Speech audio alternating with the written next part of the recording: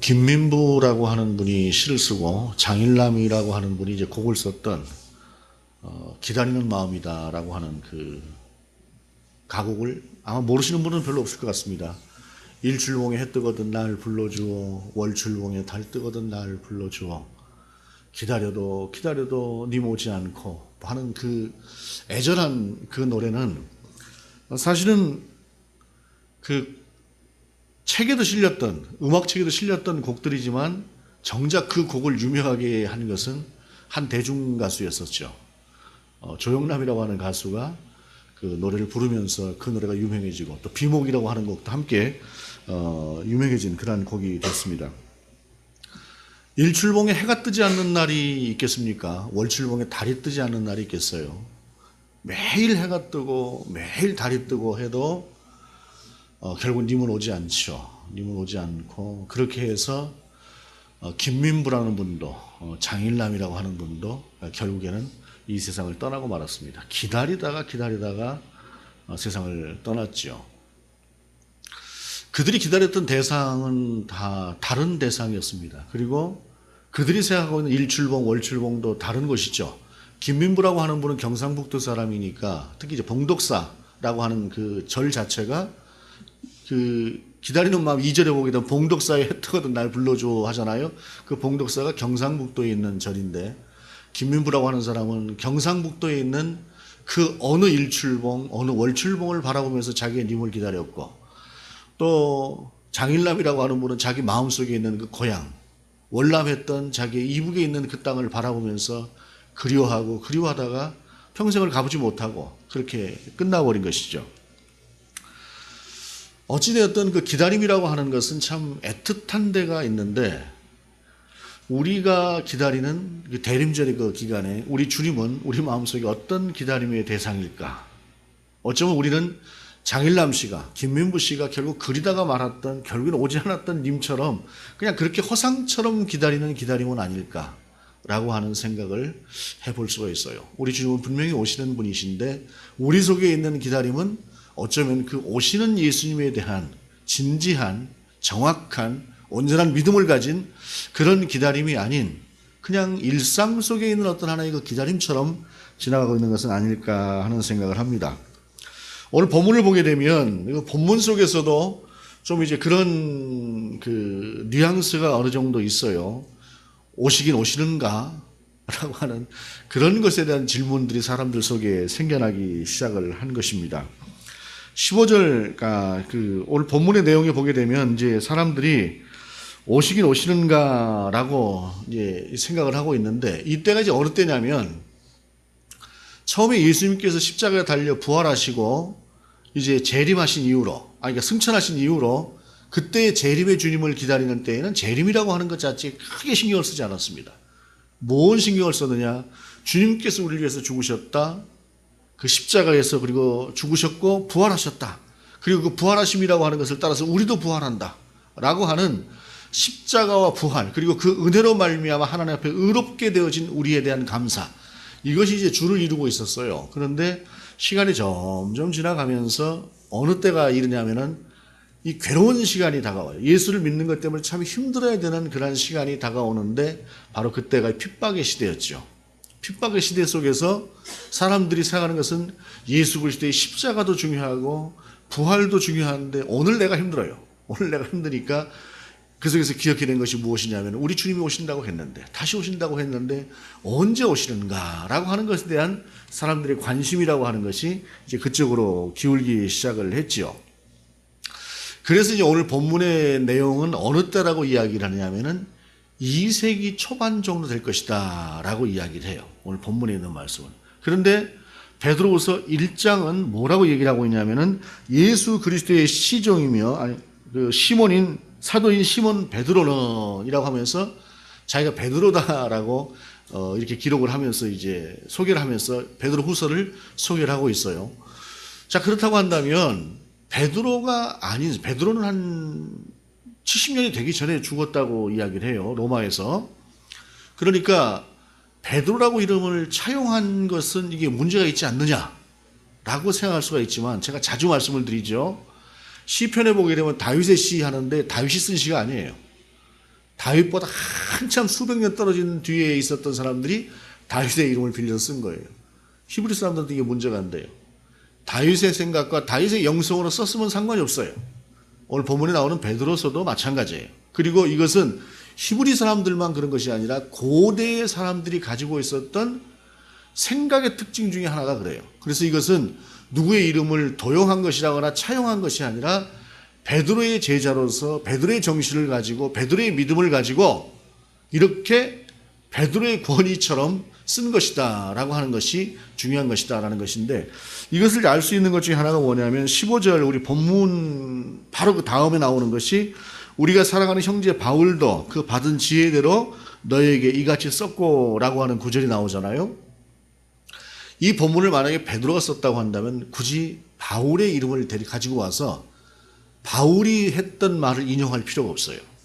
왜냐하면 베드로는 예수님이 십자가에 달려 죽으시고 부활하신 이후에 누구도 그 앞에 설 수가 없을 만큼, 대신할 수 없을 만큼 막강한 권위를 가지고 있었던 사람이 베드로예요. 그런 베드로가 굳이 바울의 이름을 가져다가 바울이 이렇게 이야기한 것처럼 이라고 하는 말을 쓸 필요가 없어요. 그냥 자기 자신이 얘기를 하면 되는 거예요. 그런 베드로가 아니라 베드로의 제자이기 때문에 바울이 이때 당시에 1세기경, 2세기경쯤에 갔을 때는 바울이 남겨놓은 그 신약성경 27권 중에 바울이 13권을 썼잖아요. 전에는 이제 바울이 14권, 그러니까 히브리서까지 썼다고 얘기를 했는데 지금은 이제 히브리서는 다른 사람이다라고 이야기를 해요.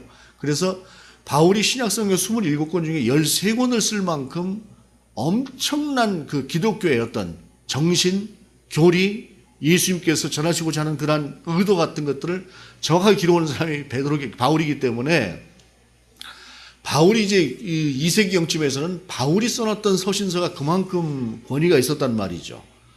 그런데 바로 이제 그런 바울을 인용해다가 쓴 것이 바로 이제 1세기, 2세기경쯤 되는 것이다 라고 하는 것을 이야기할 수가 있는데, 그때의 사람들이 가지고 있었던 생각이라고 하는 것 중에 하나가 어떤 것들이냐면은 이런 것들이 있어요.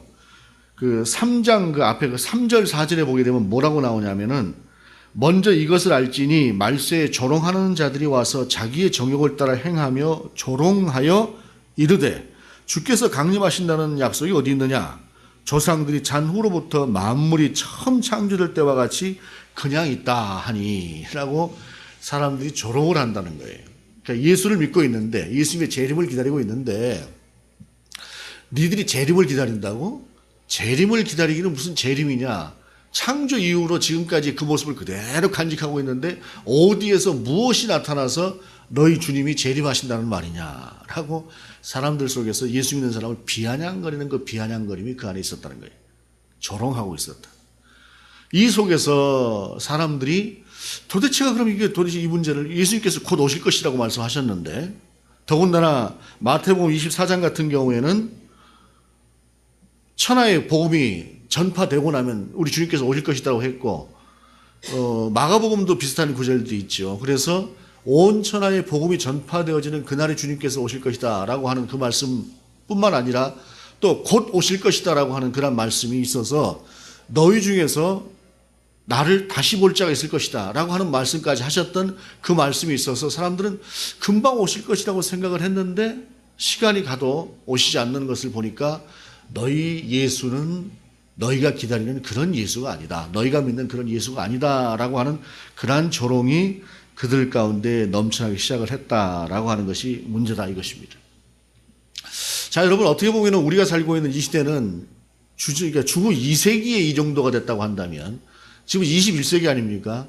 우리 주님께서 오시겠다고 약속한 이후로 거의 2000년이 지나고 있어요. 2000년이 지나고 있는 이때에 우리는 다시 오실 것이라고 하는 그 주님에 대해서 어떻게 이야기할 것이냐, 어떻게 생각할 것이냐라고 하는 것, 이러한 정리가 필요하지 않겠습니까?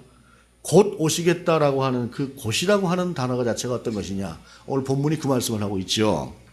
사랑하는 자들아, 주께는 하루가 1000년 같고 1000년이 하루 같다는 이 한 가지를 잊지 말라라고 이야기하는 것입니다. 곧이라고 하는 개념 자체가 너희가 생각하는 개념과 우리 하나님께서 생각하시는 개념이 틀리다라고 하는 것이에요. 사실은 좀 이것이 우리를 100% 설득시킬 수 있는 말은 아니에요. 정서적으로. 한참 기다리고 있는데 곧 오실 것이라고 분명히 말씀하셔서 우리의 언어로 말씀하신 그 주님의 언어를 따라서 우리가 기다리고 있는데 아예 뜬금없이 한참 기다리고 있어서 세월이 지나고 난 뒤에 주께서는 하루가 1000년 같고 1000년이 하루 같다라고 하는 이 말씀은 사실은 우리를 설득시키기에는 부족해요. 그러나 하나님이 말씀하시는 때라고 하는 그 개념에 대한 원리는 이 말씀이 맞는 거예요. 여러분, 우리 주님이 십자가에 달려서 죽으시고 부활하시면서 내가 곧 올 거야 라고 하셨던 그 말씀이 2000년이 지나도 이루어지지 않는다고 한다면 그 곧이라고 하는 개념을 우리 주님께서 우리 가운데 거짓말하신 것은 아닐 거 아닙니까? 그러면 다시 생각을 해봐야 될 거 아니에요. 그러니까 그 곧이라고 하는 개념이라고 하는 것이 우리가 생각하는 것과 같은 곧은 아니다라는 것이. 그러나 또한 중요한 것은 뭐냐면 다시 오시는 것은 분명하다라고 하는 것이 오늘 본문에 나오는 그러한 말씀이다라고 하는 것입니다. 자, 이 부분에 대해서 오늘 본문에서 오래 참으사 주의 약속은 어떤 일이 더디다고 생각하는 것 같이 더딘 것이 아니라 오직 주께서는 너희를 대하여 오래 참으사 아무도 멸망하지 아니하고 다 회개하게 이르기를 원하시느니라 라고 말씀하시면서 우리 주님께서 더디 오시는 이유가 무엇 때문이냐면 너희 모두가 회개하고 돌이켜서 구원을 받기를 원하시는 것 때문에 오신다는 것이, 그렇게 더디다는 것이에요. 자, 여기서 이때 당시에 제자들이 생각했던 것 중에 한 가지는 어떤 것들이냐면은 마태복음에 있는 말씀도 쭉 그랬었고 노아의 홍수와 같은 그러한 때를 사람들은 연상을 했어요. 오늘 본문에서 말씀하시는 것이 어떤 것들이냐면 주의 날에 만물이 풀어질 것이다라고 하는 이러한 수많은 표현들 자체가 어떤 것들이냐면 우주적인 종말인데 이때 당시에 사람들이 생각했던 그 종말이라고 하는 것은 노아의 홍수의 때와 같은 종말을 생각을 했던 것이에요. 자, 그렇다고 한다면 노아의 홍수의 때에 구원받은 사람이 누구였습니까? 노아의 가족 말고는 아무도 구원을 받지 않았어요. 이 땅에 존재하는 모든 사람들이 다 죽어야만 했죠. 물론 그들이 죄악의 관영함으로 인해서 그렇게 했던 것이긴 하지만, 그런데 우리 하나님께서 그 홍수를 따라서 심판하신 후에 얼마나 마음이 아프셨는지 2번 다시는 내가 이 땅을 홍수로 멸망하지 않겠다라고 말씀하셨어요. 그리고 그때 약속하신 것이 그 전까지는 무지개가 없었나 봐요. 하나님께서 무지개를 딱 보이시면서 이것은 내가 다시는 이 세상을 홍수로 멸망하지 않겠다고 하는 나의 약속이다라고 하면서 무지개를 주셨어요. 그래서 사람들은 무지개를 볼 때마다 2번 다시는 하나님께서 그때 당시에 이 온 인류를 멸망시키셨던 그때와 같은 홍수를 주지 않을 것이다라고 하는 것을 사람들이 알고 있는 것이죠. 그것이 하나님의 약속이니까. 자, 그렇다라고 한다면 오늘 본문 속에서 말씀하시는 그 말씀은 노아의 홍수의 때보다도 훨씬 더 두려운 날이에요. 두려운 날. 그 두려운 날과 함께 구원과 저주가 함께 존재하는데 하나님께서 원하신다고 하는 것은 구원이지 저주가 아니라는 말이에요. 그래서 하나님께서 이 세상에서 우리 주님께서 오시겠다고 하는 그 마지막의 그때라고 하는 것은 바로 그런 두려운 날인데 그 두려운 날에 사람들이 회개하고 돌이켜서 구원 얻을 수 있도록 기다리는 그 기다림이 그 안에 있다라고 하는 것을 본문은 우리 가운데 전하고 있다는 것입니다. 이것이 재림이 늦춰지고 더뎌지는 이유다라는 것이죠. 마태복음 24장 14절에 그리고 마가복음 13장 10절에도 비슷한 맥락의 말씀이 있어요. 이 천국 복음이 모든 민족에게 증언되기 위하여 온 세상에 전파되리니 그제야 끝이 오리라. 곧 오시겠다고 말씀하셨지만 또 한편으로 우리 주님은 모든 민족이 회개할 수 있을 만큼 복음이 전파되고 난 뒤에 그때 오시겠다라고 하는 말씀을 또 한편으로 하셨다는 말이죠. 그러면 그 곧이라고 하는 말은 무엇이냐? 모든 민족에게 복음이 전파되지는 그날이다라는 것이고, 모든 민족에게 복음이 왜 전파되어야 되느냐? 노아의 때와 같이 그 참담한 상황을 경험하는 것이 아니라 모든 사람들이 돌이켜서 하나님을 알고 하나님으로 말미암아 새로워진 그러한 영혼으로 말미암아 그날이 오히려 잔치의 때와 같은 날이 되는 그러한 날을 위해서 우리 주님께서는 늦추고 계시다라고 하는 것을 말씀하고 있다는 것입니다. 그러면서 말씀하시는 것이 그렇다고 본질이 변하느냐? 그렇지 않다는 것이죠. 우리 주님이 오시지 않느냐? 마지막 때라고 하는 것이 없느냐?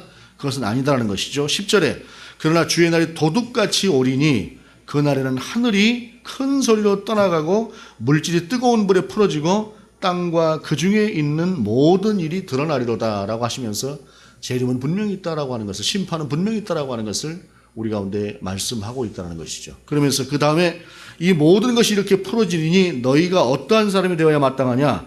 거룩한 행실과 경건함으로 하나님의 날이 임하기를 바라보고 간절히 사모하라라고 말씀하시면서 오히려 우리의 삶이라고 하는 것이 때라고 하는 개념을 바라보는 것이 아니라 그때에 내가 어떤 모습으로 주님을 맞이할 것인가 라고 하는 것을 먼저 생각하라고 하는 것이 오늘 본문의 말씀이라는 것입니다. 사실 우리 주님께서 곧 오시겠다라고 하는 그 곳에 대해서만 자꾸 우리가 매달린다고 한다면 답을 찾을 수가 없습니다.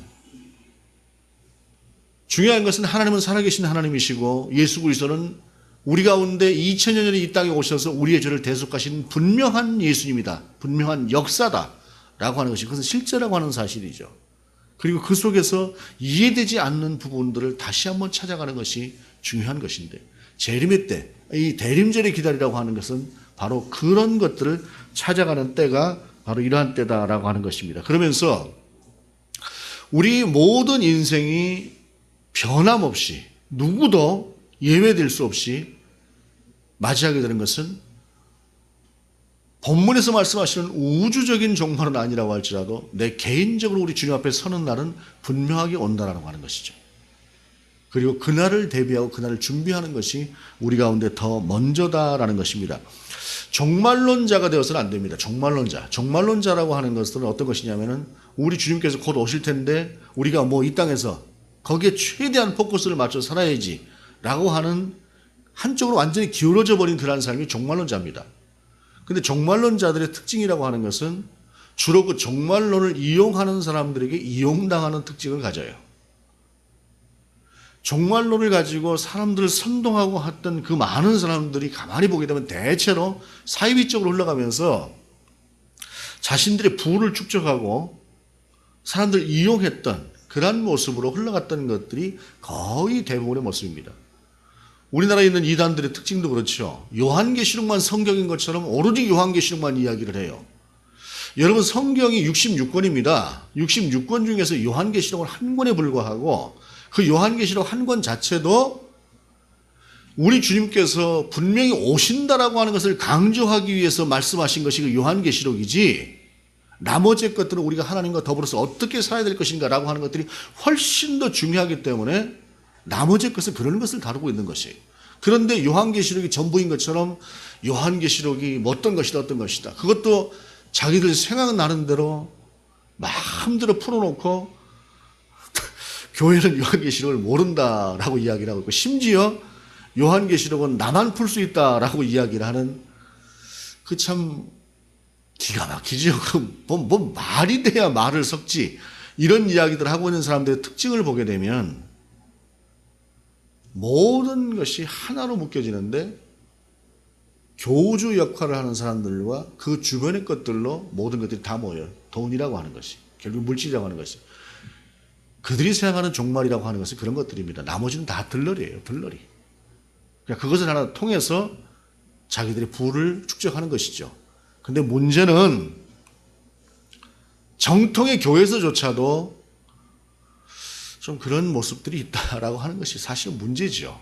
그렇기 때문에 어찌됐든 우리는 정말로 하나님 앞에서 내가 어떻게 살고 있는가 그리고 어떻게 우리가 준비될 것인가라고 하는 내가 종말론자는 아니지만 종말론적인 그런 입장에서 살아가는 그런 삶의 태도를 갖는 것이 가장 중요하다는 것입니다. 그리고 구원도 재림도 심판대 앞에 서는 것은 내가 서는 것이지 이 인류 자체에게 어떤 하나의 그 마지막의 때가 오느냐 안 오느냐 라고 하는 것이 중요한 것은 왜입니까? 그날은 내가 어떤 모습으로 주님 앞에 설 것인가 라고 하는 것이 중요하기 때문에 그런 것 아니겠습니까? 마지막의 때라고 하는 것이. 그래서 결국에는 오늘 본문은 이야기하고 있는 것이 바로 그것이다 라고 하는 것입니다. 그러면서 13절에 우리는 그의 약속대로 의가 있는 곳인 새 하늘과 새 땅을 바라보도다라고 말씀하고 있어요. 특별히 오늘 본문 속에서 말씀하고 있는 것이 의가 있는 곳인 새 하늘과 새 땅이다라고 이야기를 합니다.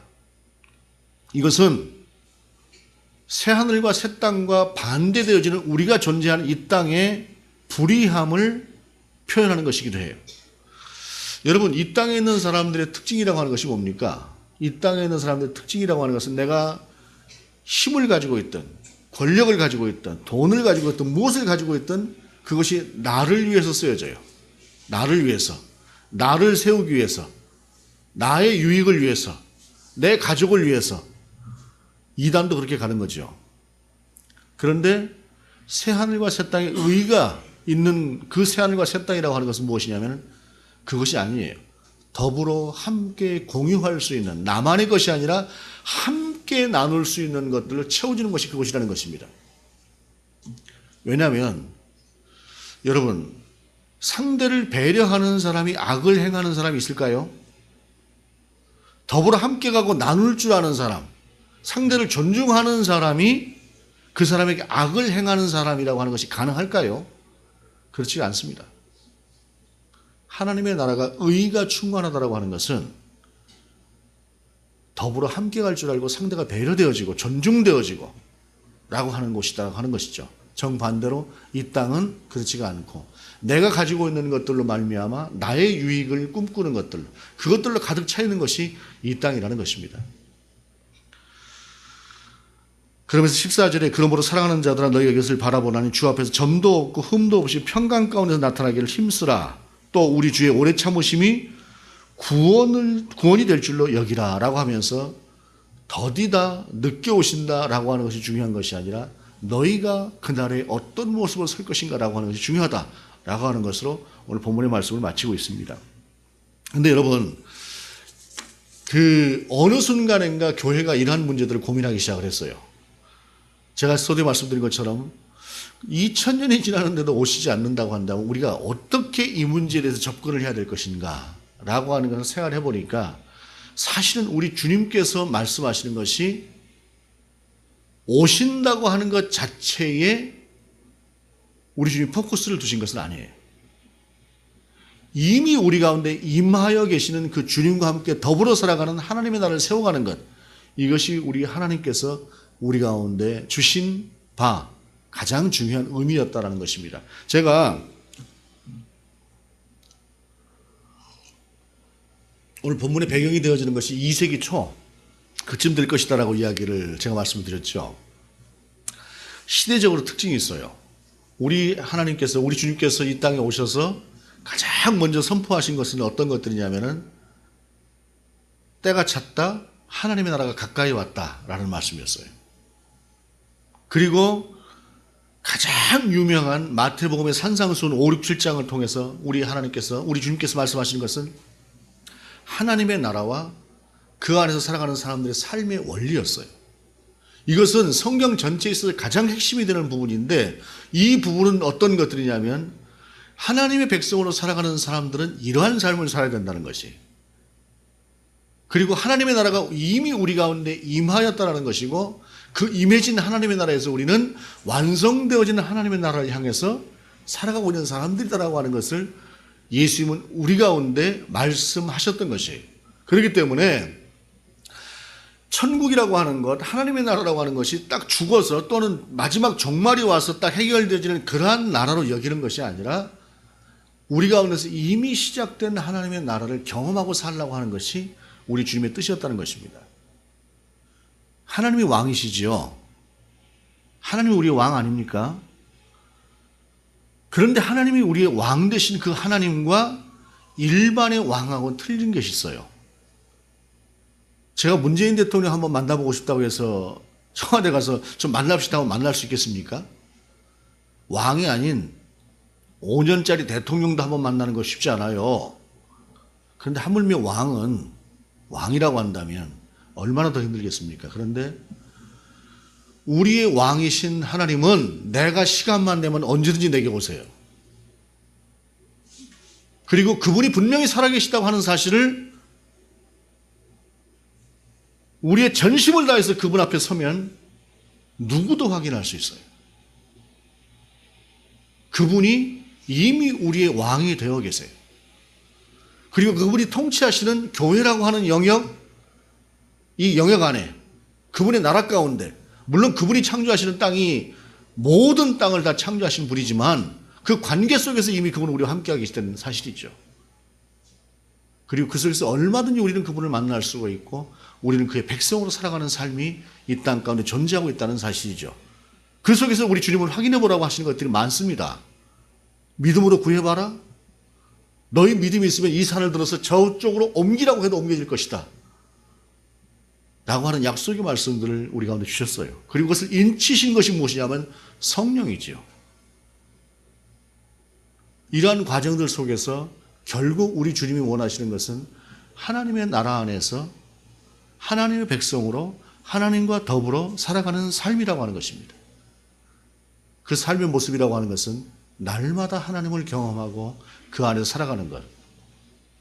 다만 우리의 시선이라고 하는 것이 자꾸 바깥쪽을 향하다 보니까 우리 주님께서 가장 먼저 말씀하셨던 것이 심령이 가난한 자는 복이 있나니 천국이 저희 것이며 8개의 복 중에서 가장 먼저 언급하신 것이 가난이었어요.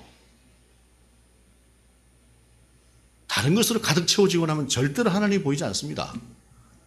그래서 부자가 되지 말라는 것이 아니라 부자가 되고 난 뒤에도 하나님 앞에서 나의 심령을 최대한 비워내는 훈련을 해야만 하나님을 만날 수 있는 것이죠.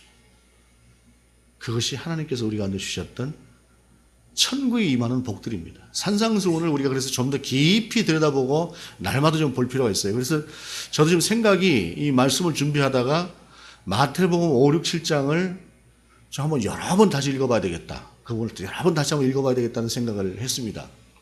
물론 여러 번 읽어봤음에도 불구하고 말씀이라고 하는 것이 능력이다라고 하는 것은 말씀을 읽을 때마다 새롭게 내게 말씀하시는 그 말씀이 따로 있어요. 기록된 말씀이 아니라 그 말씀을 읽을 때 성령을 통해서 내게 주시는 영적인 들림, 그것이 따로 있다는 것이에요. 이게 바로 왕이신 하나님과 왕이신 하나님의 백성으로 살아가는 우리의 또 다른 특별한 특권이 있죠. 이것이 이루어지고 이것을 경험하고 살아가는 그 삶, 이것이 하나님의 나라와 하나님의 나라의 백성이다라고 하는 사실입니다. 그리고 주님께서 그것을 위해서 이 땅에 오셨고, 그리고 결국 하나님께서 원하시는 것은 이것이구나 라고 하는 것이죠. 그리고 최종의 때에 그 나라가 온전히 이루어지는 때에 오늘 본문이 말씀하신 것처럼 의로 세워지는 그 나라, 이 땅과는 전혀 다른, 우리가 이 땅을 살아가면서 아무리 하나님의 뜻대로 산다고 해도 하나님의 뜻을 다 이룰 수는 없습니다. 이 무렵쯤에서 바리새인들 중에서 이런 생각을 많이 했대요. 바리새인들이 생각했던 생각이 어떤 거냐면은 바리새인들은 유대인들이니까 메시아이신 예수 그리스도가 이 땅에 이미 오셔서 우리를 위해서 십자가에 달려 죽으셨음에도 불구하고 메시아를 여전히 기다리지 않습니까? 그 사람들이 이런 생각을 했대요. 유대인들 전체가 단 하루만이라도 하나님의 법을 어기지 않고 유대인 전체가 그대로 그 율법을 지키는 날이 가능하다면 바로 그날 메시아가 오실 것이다 라고 생각을 했다 그래요.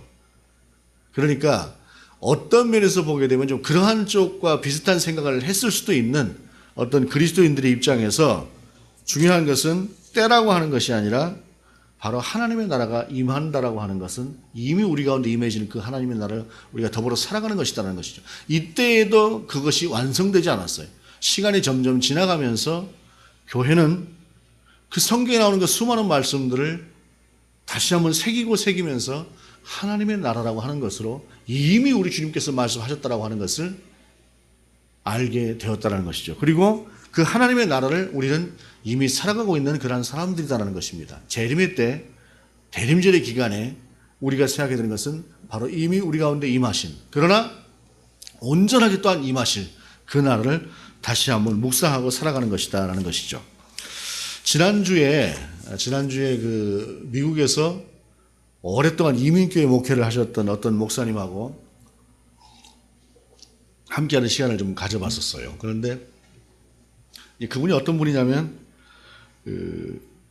하여튼 그 다음에 얘기하더라고. 하여튼 상당히 유명한 분입니다. 우리나라에서 유명한 분인데 그 목사님이 하시는 말씀 중에 자기가 이민교회를 하면서 그 이민교회에서 보았던 특징 중에 하나를 이야기를 하시더라고요.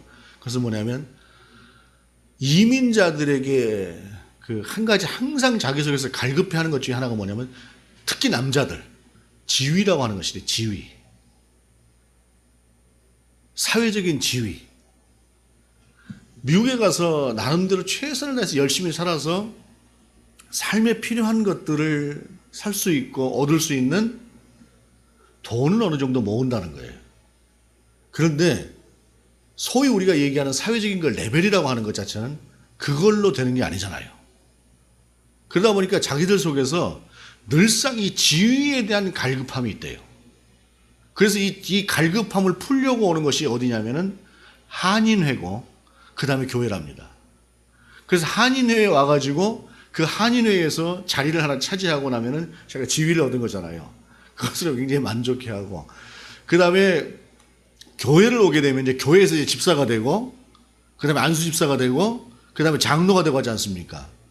이제 이런 과정들을 거치면서 지위를 얻게 되는 것이 그 사람들에게는 신앙생활도 중요하지만 그것이 굉장히 의미를 갖는다라고 하는 이야기를 하더라고요. 그런데 이게 좀 다른 얘기입니다만은 그런데 그 지위를 자기 자신들은 열심히 헌금하고 또 열심히 봉사하고 해서 얻었는데 가만히 보게 되면 교회에서 딱 한 사람은 그냥 얻는 것 같은 사람이 있다는 거예요. 그게 누구냐면 목사랍니다. 목사는 신학하고 그냥 목사 안수 받고 와가지고는 제일 높은 자리에 딱 앉는다는 거예요. 자기들은 장로 되려고 얼마나 열심히 최선을 다했는데 그러면서 그 목사를 보면 굉장히 떨떠름해한대. 이민교에서 그래서 목사가 별로 이렇게 특히 장로들 이런 사람들 가운데서는 목사를 그렇게 싹 좋아하지 않는 경향이 없잖아 있대요. 그런데 거기까지는 괜찮답니다. 거기까지는 괜찮은 게 왜 그러냐면 뭐 그래봐야 뭐 네가 나보다 가난하지 뭐 이제 이런 생각을 하고 산대요. 그래서 그 안에 그런 생각들이 있답니다. 그런데 문제는 뭐냐면 목사가 만약에 집을 사버리지 않습니까? 그러면 지위도 나보다 빨리 얻은 사람이 돈도 나처럼 똑같이 있다고 하면은 그때부터 굉장히 기분이 나빠지면서 목사가 몰리기 시작을 한대요. 이게 묘한 특징이랍니다. 그래서 이민교회에 가가지고는 목사들은 절대로 돈이 있어도 집을 사면 안 된대요. 그러면 집을 사는 순간부터 나는 뼈 빠지기 일해서 집 사고 나는 뼈 빠지게 봉사해서 장로 됐는데 니는 그냥 얼마 되지도 않아서 와서 목사 돼가지고 최고 자리 차지하고 있는 데다가 돈까지 나하고 똑같이 이런 묘한 상황이 돼버린다는 이야기를 하더라고요. 어찌 보게 되면 우리가 살아가는 세상 속에서 하나님의 나라를 생각하는 우리의 모습들이 그와 좀 비슷하지 않을까 하는 생각을 해봅니다. 여러분, 가치라고 하는 것에 우리가 우리의 시선을 두고 지위가 아니라 우리가 함께 더불어서 나아갈 방향에 우리의 시선을 둔다고 한다면 생겨날 수 없는 거죠. 오늘 본문 속에서 그래서 그 나라에 대해서 이야기하고 있는 것이 의가 있는 새하늘과 새 땅이다라고 이야기를 하고 있어요. 하나님의 나라가 이 땅 가운데 이미 임하고 있지만 그러나 이 하나님의 나라에서는 그 지위라고 하는 그 하찮은 것 가지고도 사람들 속에서 입으로 말은 그렇게 안 한대요. 그런 식으로 모습들이 드러나는 것이 이 세상인데 하나님의 나라는 완성되어진 새하늘과 새 땅인 그 나라는 그런 나라가 아니에요. 의가 충만한 나라라는 것입니다. 의가 충만한 나라라고 하는 것은 무엇이냐면 이 세상에 존재하는 우리는 이기심이 있어서 누구도 자기중심이에요. 누구도. 그런데 그 자기중심인 속에서는 절대로 의가 이루어질 수 없습니다. 그래서 이 땅에서는 공의라고 하는 것이 의라고 하는 것이 온전히 절대로 이루어질 수 없어요.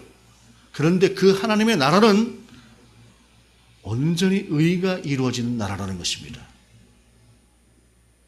나만 생각하는 삶이 아니라 더불어 함께 살아갈 줄 알고 상대가 온전히 존중되고 나만 대접받는 것이 아니라 상대가 온전히 대접받는 거예요. 서로가. 그래서 그것은 지위가 없는 것입니다. 바로 그런 하나님의 나라, 그런 하나님의 나라가 임한다라고 하는 것을 말씀하시면서 언제냐라고 하는 것이 중요한 것이 아니라 그 나라가 분명히 우리 가운데 임한다라고 하는 것, 그리고 그 속에서 그 의를 이루면서 우리가 살 수 있을 것이라고 하는 그 의, 그것을 바라보면서 이미 우리 가운데 임한 이 하나님의 나라 가운데서 우리가 그 나라를 연습하며 살아가는 그런 삶, 바로 그러한 삶이 대림절의 시기에 하나님을 기다리는, 주님의 나라를 기다리는 사람들에게 진정 필요하다라고 하는 사실입니다. 창세 이후로 변함이 없는데 너희 주님이 언제 오시냐? 그런 비아냥 아무것도 아니라는 것입니다. 세상은 원래가 그런 곳이에요. 그런데 하나님의 나라는 그런 것이 아니라는 것입니다. 그 하나님의 나라를 소망하는 것, 그저 단순하게 우리 주님이 오셔서 그냥 쫙 멸망시켜버리고 우리는 딱 구원하실 거야라고 하는 그런 나라가 아니라 그 하나님의 의가 온전히 이루어지는 나라, 우리는 절대로 아무리 100번 묵상을 해도 결코 그 하나님의 나라를 온전히 깨달을 수가 없는 그러한 나라, 그 나라가 얼마나 우리 가운데 기쁨과 충만으로 다가오는 나라일까요? 바로 그런 하나님의 나라를 바라보고 그 주님을 바라보는 것, 이것이 바로 오늘 본문을 통해서 우리가 주시는 말씀이고 대림절에 우리가 주님을 바라봐야 될 그런 진정한 우리의 의미다라고 하는 것을 기억할 수 있는 저와 여러분 될 수 있기를 원합니다. 왕이신 하나님이 통치하시는 나라, 이미 우리는 하나님의 백성입니다. 그리고 그 나라가 온전히 이루어지는 그 날에 우리는 그 하나님과 더불어서 한 번도 생각해보지 못한, 한 번도 꿈꿔보지 못한, 한 번도 우리 속에서 온전히 묵상되어지 못한 그 의가 온전하게 이루어지는 그 나라를 저와 여러분은 경험할 수 있을 것입니다. 그 나라를 묵상하고 바라볼 수 있는 저와 여러분 될 수 있기를 원합니다. 기도하시겠습니다. 하나님, 우리가 주님의 나라를 바라봅니다. 그리고 주님의 재림을 기다립니다. 그날에 우리가 언제인가라고 하는 것이 아니라 그날이 어떤 날일지 오히려 그것을 더 바라보는 우리가 될 수 있기를 원합니다. 그리고 그날에 나는 어떠한 모습으로 주님 앞에 서 있을 것인가 라고 하는 것을 바라볼 수 있는 우리가 될 수 있기를 원합니다. 의가 온전히 이루어진 그 나라, 그 나라를 우리 가운데 온전히 허락하여 주옵소서. 그날을 바라보는 사람 우리가 될 수 있도록 인도하여 주옵소서. 그날이 오늘 온다고 할지라도 주님 앞에 설 수 있는 우리의 모습이 될 수 있도록 인도하여 주옵소서. 예수 그리스도 이름으로 기도드립니다. 아멘.